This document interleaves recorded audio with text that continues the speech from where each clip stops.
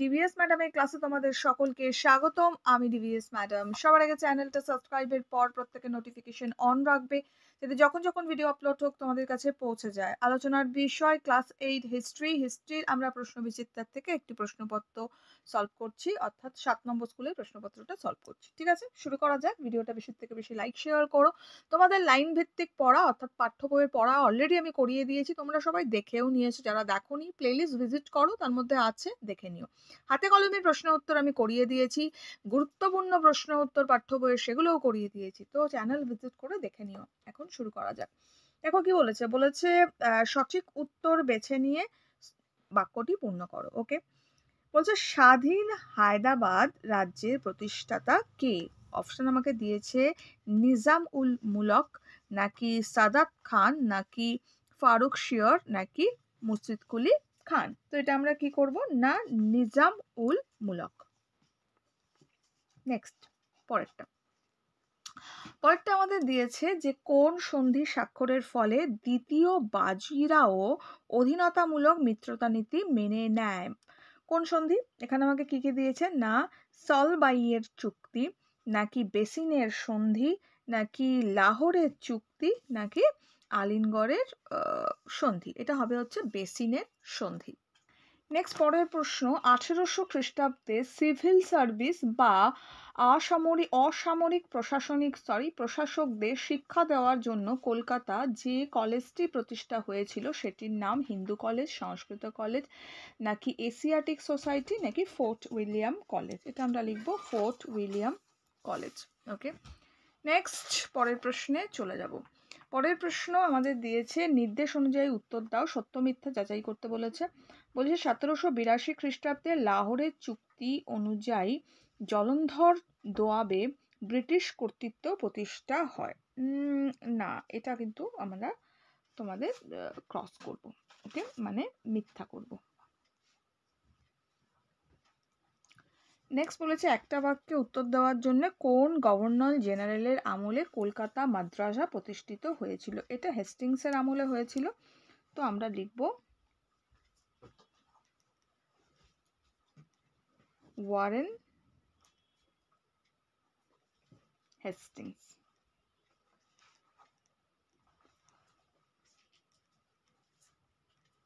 ঠিক আছে, Warren Hastings. Next, পরের প্রশ্ন আমাদের বলেছে 3 নম্বরটা, যে নিচের যে কোনো একটা প্রশ্নের উত্তর দাও 2-3টে বাক্যে। বলছে মীর কাসিমের সঙ্গে ব্রিটিশ ইস্ট ইন্ডিয়া কোম্পানির বিবাদে কর্মচারীদের ব্যক্তিগত বাণিজ্য কতটা দায়ী ছিল। আচ্ছা, এটা তোমরা বইতে পাবে, দাঁড়াও জাস্ট সেকেন্ড। দেখো আমাদের রেগুলার বুকে এখানে 20 নম্বর পেজটা আছে, এখানটা ভালো করে পড়বে, এর মধ্যে আনসারটা রয়েছে। আমি একটু লিখে দিয়েছি আনসারটা। 20 নম্বর পেজটা একটু দেখবে, এর মধ্যে আনসারটা পাবে। আমি একটু লিখে দিয়েছি, সেটা দেখে নাও। আমি 3 নম্বরের মতো করে লিখে দিয়েছি, 2 নম্বরে কতটা লিখতে হবে সেটা আমি বলে দেবো। দেখো প্রশ্নটা কি ছিল, মীর কাসিমের সঙ্গে ব্রিটিশ ইস্ট ইন্ডিয়া কোম্পানির বিবাদে কর্মচারীদের ব্যক্তিগত বাণিজ্য কতটা দায়ী ছিল। উত্তর আমরা লিখব ব্রিটিশ কোম্পানি বণিকদের ব্যক্তিগত ব্যবসা বাণিজ্যকে কেন্দ্র করে কোম্পানির সঙ্গে বাংলার নবাব মীর কাসিমের বিবাদ শুরু হয়। ঠিক আছে, 1717 খ্রিস্টাব্দে মুঘল সম্রাট ফারুক শিয়রের কাছ থেকে ব্রিটিশ কোম্পানি যে ফরমান লাভ করেছিল তাতে শুধুমাত্র ব্রিটিশ ইস্ট ইন্ডিয়া কোম্পানি বিনা শুল্কে বাণিজ্য করার অধিকার লাভ করেছিল, কিন্তু কোম্পানির কর্মচারীরা তাদের ব্যক্তিগত ব্যবসাতে এই ফরমান ব্যবহার করতে শুরু, দেখে নিয়েছো পাতা উল্টালা, করে।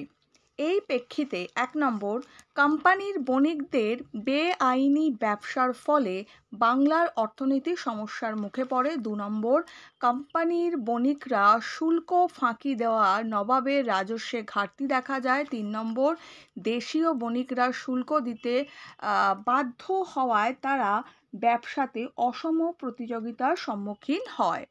যদি 3 নম্বর দেয় আমরা এতটাই লিখবো, যদি 2 নম্বর দেয় তাহলে আমরা এখান থেকে লিখবো। ঠিক আছে, যে 1717 খ্রিস্টাব্দে মুঘল সম্রাট ফারুক শিয়রের কাছ থেকে ব্রিটিশ কোম্পানি যে ফরমান লাভ করেছিল, এখান থেকে আমরা লেখা শুরু করব। ক্লিয়ার? ওপরের পার্টটা লিখবো না। আর এদিকে 3টে পয়েন্ট আছে, চাইলে আমরা 2টো পয়েন্টকে ব্যবহার করব।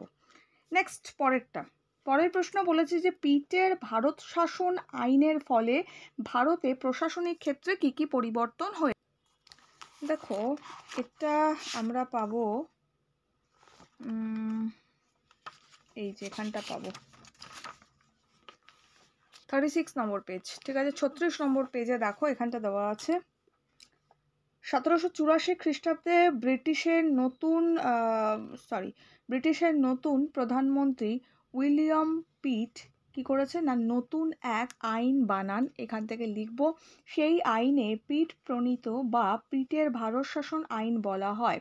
1785 খ্রিস্টাব্দে 1 জানুয়ারি আইনটি বলবৎ হয়। এর ফলে ভারতে ব্রিটিশ কোম্পানি কার্যকলাপের ওপর ব্রিটেনের পার্লামেন্টের নজরদারির নির্দেশ হয়েছিল। পিট প্রণালী মোতাবেক একটি বোর্ড অফ কন্ট্রোল তৈরি করা হয়। সেই বোর্ডকে কোম্পানির সামরিক অসামরিক শাসন ও রাজস্ব ব্যবস্থা পরিচালনার পুরো দায়িত্ব দেওয়া হয়। পাশাপাশি ওই আইনে স্পষ্ট বলা হয় ভারতের কোম্পানির সমস্ত প্রশাসনিক কর্তা গভর্নর জেনারেলের কর্তৃত্ব মেনে চলবে। ঠিক আছে, বোঝা গেল। তাহলে কি আমাদের প্রশ্নটা ছিল? প্রশ্নটা আমাদের ছিল পিটের ভারত শাসন আইনের ফলে ভারতের প্রশাসনিক ক্ষেত্রে কি কি পরিবর্তন হয়েছিল। তো এটা আমরা লিখব।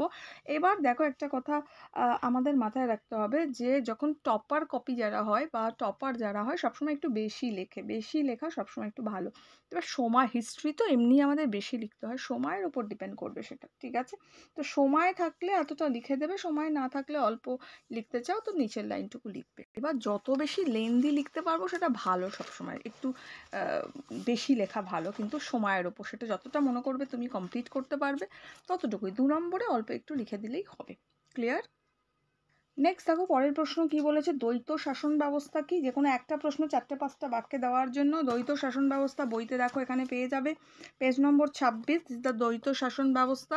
এটাকে লিখবে ওকে দেওয়ানি অধিকারের পর অধিকার পাওয়ার ফলে দ্রুতই ভারতের আর্থিক ও রাজনৈতিক ক্ষেত্রে ব্রিটিশ কোম্পানির ক্ষমতা কি হয়েছিল না বিস্তৃত হয়েছিল, এখান থেকে লেখা হবে। ক্লিয়ার? দ্বৈত শাসন ব্যবস্থাটা আমি অলরেডি কিন্তু দ্বৈত শাসন ব্যবস্থা ইম্পর্টেন্ট যেগুলো চ্যাপ্টার ওয়াইজ প্রশ্নপত্র দিয়ে দিয়েছি, যে প্রশ্নগুলো কিন্তু এখান থেকে আছে সব। তো যাই হোক, প্রশ্ন যেগুলো আছে ইম্পর্টেন্ট বড় প্রশ্ন আমি লিখিয়ে দিয়েছি, তো চাইলে সেগুলো পড়ে নেবে, না হলে আমি আনসার দেখিয়ে দিলাম সেটা লিখবে তাহলেও হবে। ওকে, নেক্সট পরের প্রশ্ন কি দিয়েছে দেখো। পরের প্রশ্ন আমাদের বলেছে শিক্ষা বিস্তারের শ্রীরামপুর ব্যাপটিস্ট মিশনের ভূমিকা কি ছিল। দেখো এটা পাবে হচ্ছে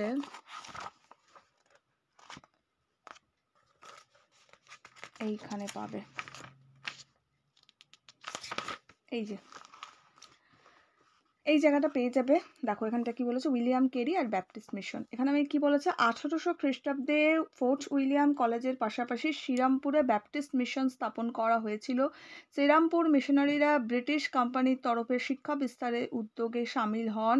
নিজেদের মুদ্রণ যন্ত্র বসিয়ে তারা বাংলা ভাষায় বিভিন্ন লেখা ছাপতে শুরু করে। এবার তারপরে এটা একটু অ্যাড করে দেবে, বিকজ 3 নম্বরের এটা আমাদের প্রশ্ন রয়েছে কিন্তু। ওকে, নেক্সট পরের প্রশ্ন হয়ে গেল, এটা হয়ে গেল না।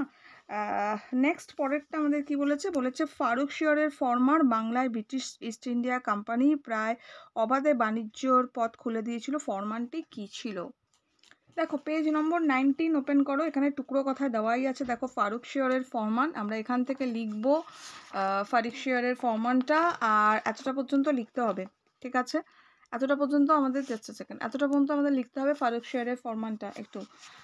আর যদি এটা বড় প্রশ্ন, আমি বললাম যদি বড় প্রশ্নে 5 নম্বরে যেহেতু দিয়েছে এটা দিয়ে দিলাম, আমি দেখালাম তোমাদের আমি, ঠিক আছে। যদি প্রশ্নটা আমাদের 3 নম্বরে দেয় কতটা লিখবে দেখি, সাধারণত এটা 3 নম্বরে আসে।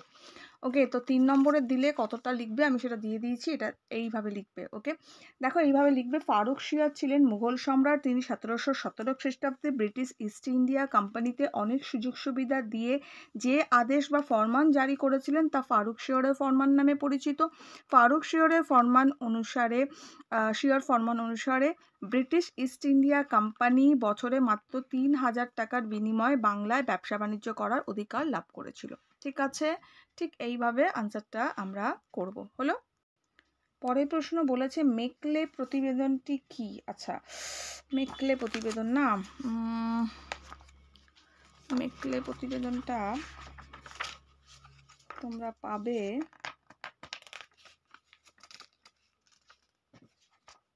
এই যে মেকলে প্রতিবেদন 46 নম্বর পাতা 46 নম্বর পেজ। ওকে, দেখো মেকলে প্রতিবেদন দেওয়া আছে, এটা লিখে দেবে। ঠিক আছে, তাহলে এই পেপারটা আমি সলভ করে দিলাম। অলরেডি আমার মেকলে প্রতিবেদন 3 নম্বরের প্রশ্ন প্রতিটা চ্যাপ্টার ওয়াইজ করে দেওয়া আছে, যার মধ্যে সমস্ত শুধু ইম্পর্টেন্ট প্রশ্নগুলো আছে যেগুলো পরীক্ষায় অবশ্যই আসবে। অবশ্যই প্লেলিস্ট ভিজিট করে পাঠ্য বইয়ের গুরুত্বপূর্ণ প্রশ্ন বলে দেওয়া আছে, সেগুলো দেখে নিও। এখনের জন্য এইটুকু, বন্ধুদের সঙ্গে শেয়ার করো, লাইক করো। দেখা হচ্ছে একটু পরে নেক্সট ভিডিওতে।